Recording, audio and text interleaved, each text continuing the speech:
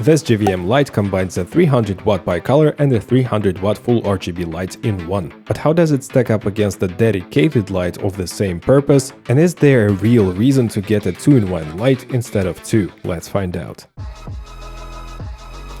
Meet the competitors COLBOR CL330, powerful bicolor light with green magenta shift capabilities. AMARAN 150C, RGB WW light with super bright RGB LEDs, and that's one of the most versatile lights I've ever used. And by the way, you can find the full reviews of those two lights on my channel, the links are down below. And the GVM ST300R 2-in-1 COB light that combines two different purpose 300 watts lights in one relatively compact package. But keep in mind that you can only use one side of this light at a time, so either CCT mode or an RGB mode. In terms of overall sizes of carrying cases, you do save up quite a lot of space with the GVM light. But the combined package weight of COLBOR and AMARAN is only 1 kg heavier, so the GVM kit is pretty weighty.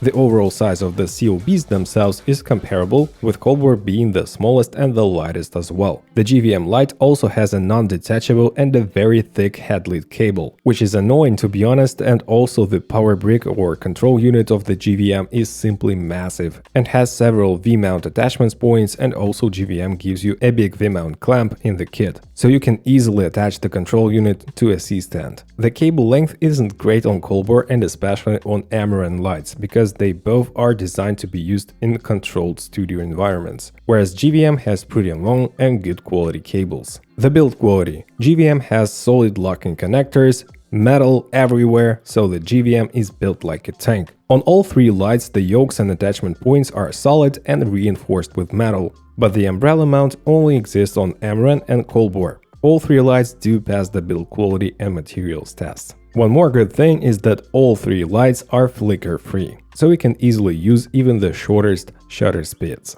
The CCT range of AMARAN is 2500 to 7500 Kelvin, but you can also use the extended mode to make a huge range. Also, the COLBOR features 2700 Kelvin to 6500 Kelvin, so it's a shorter range, and GVM also 2700 Kelvin to 7500 Kelvin. So here is the data about CRI, TLCI and SSI scores of all three lights, and the AMARAN has the most amount of scores and the GVM has the least amount, which makes me worry a little bit. Let's have a look at the CCT brightness with no reflector. COLBOR is the brightest, GVM is also showing good results, and AMARAN is a lot dimmer. And no noticeable color cast towards the edges of the beam with all three lights, which is great. And now the CCT brightness with the kit reflector. So with the reflector we can see a noticeable hot spot on COLBOR and on the GVM lights, but AMARAN shows very nice and even result, which by the way I do prefer, but the output is still a lot weaker than on the more powerful lights. Looking at the beam angle with kit reflectors, COLBOR has a lot of artifacts towards the edges of the beam and produces a hot spot. GVM shows a bit better results, but the kit reflector is also far from being perfect.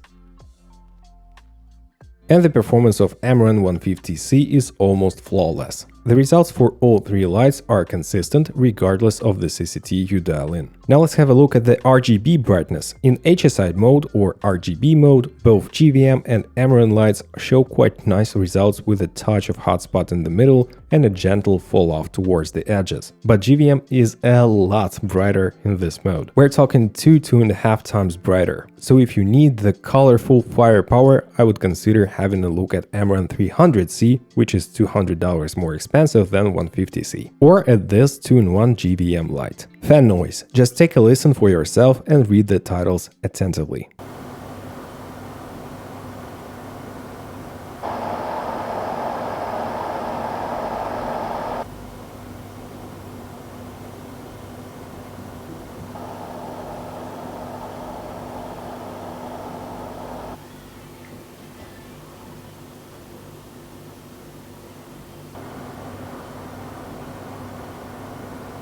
In terms of skin tone reproduction, all three lights show pretty nice results. The GVM is a little too warm to my liking and the COLBOR looks the most natural to me, but you would not have major issues with any of those lights. Control elements. AMARAN and COLBOR are pretty straightforward and have easy to use control elements, and they are located on the COBs themselves. All the GVM ST300R controls are on the controller box, and there is quite a bit more settings, but all in all you'll be feeling right at home with controlling the GVM light. And I do prefer to operate the light with the controller box, because if it's rigged up above, you don't actually need to use an app to adjust the settings. DMX. Neither AMARAN nor COLBOR lights have DMX controls built in, but the GVM does, so it's much more suitable for professional multiple light setups. And some gaffers don't even consider using the light if it doesn't have a DMX. All three apps are okay and you can get the job done with any of those, but of course the Sidus Link app of the AMARAN 150C is better and more versatile. Prices. AMARAN 150C sells for $360, but if you do need a bit more power, there is a more powerful version, AMARAN 300C, for $570. COLBOR CL330 sells for $550, which is a killer deal in my opinion,